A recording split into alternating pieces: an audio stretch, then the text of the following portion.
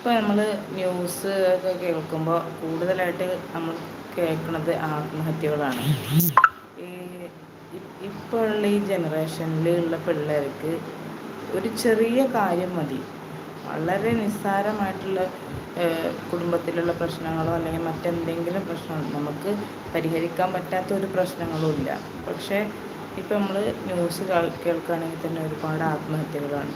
അപ്പോൾ ഇങ്ങനെയുള്ള കുട്ടികൾക്ക് ഞാൻ പറയുമ്പോൾ സ്കൂളിൽ നിന്നാണെങ്കിലും കൗൺസിലിങ് കൊടുക്കുക.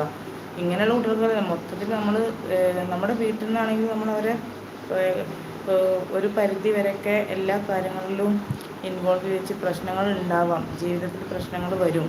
പിന്നെ ഇതിനൊക്കെ നമ്മൾ അഭിമുഖീകരിച്ച് മുന്നോട്ട് പോകണം. നമ്മൾ തന്നെ വീട്ടിൽ നിന്ന് പറഞ്ഞു കൊണ്ടുവരണമെന്നാണ് എനിക്ക് തോന്നുന്നത്. ഇപ്പോൾ എന്ത് ചെറിയ നിസ്സാര കാര്യങ്ങൾ വരുമ്പോഴും പെട്ടെന്ന് ആത്മഹത്യ എന്നുള്ളൊരു പ്രവണതയിലേക്ക് പോയിക്കൊണ്ടിരിക്കുന്ന ഒരു കാലമാണ്. ഒന്നിനും